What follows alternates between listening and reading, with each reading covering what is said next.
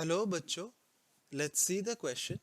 The question says in stationary waves, nodes are the points where there is minimum displacement and minimum pressure change, minimum displacement and maximum pressure change, maximum displacement and maximum pressure change, or maximum displacement and minimum pressure change.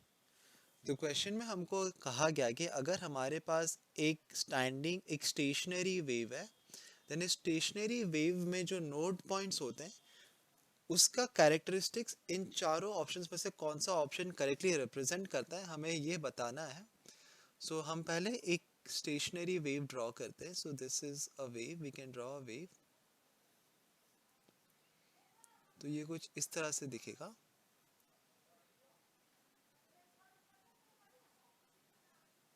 Okay, सो हम यहाँ पर दो points observe करते हैं in this stationary wave. we'll observe 2 points, so let's assume this is point A and this is point B.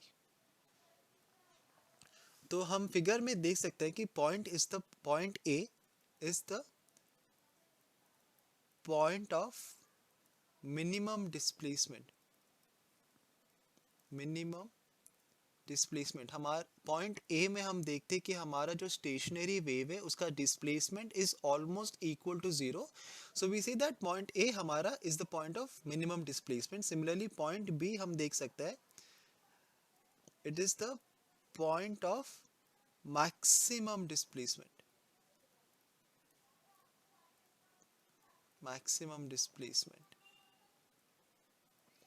हम देख सकते हैं कि पॉइंट बी जो है हमारा, अगर this is the point of reference, तो this is the maximum displacement. Maximum amplitude point B में हो रहा है और minimum amplitude of the stationary wave edge is at point A.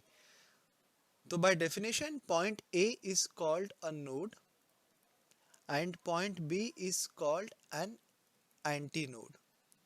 तो हम कह सकते हैं कि node is the point of minimum displacement and antinode is the point of maximum displacement.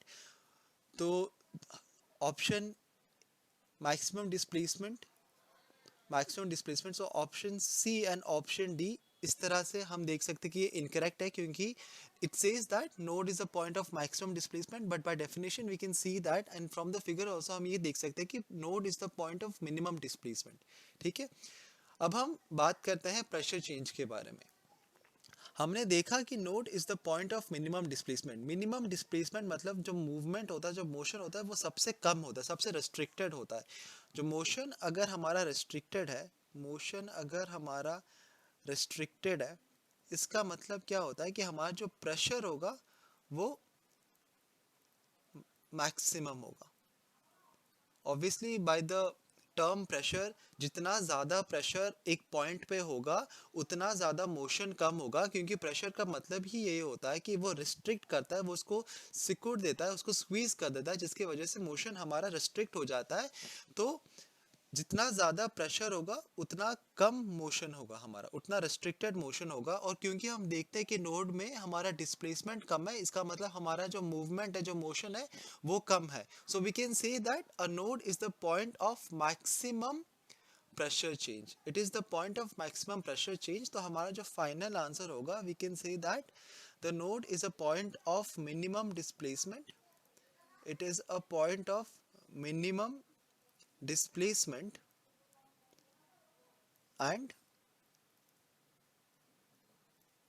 maximum pressure change.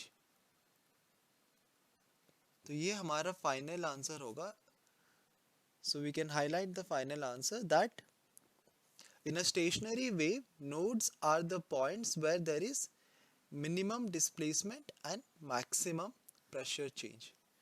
तो हम देखते हैं कि कौन सा ऑप्शन हमारा करेक्ट ऑप्शन है. So we can see that is option B, which is minimum displacement and maximum pressure change. So option B is the correct option. I hope you understood the concept well. Best of luck.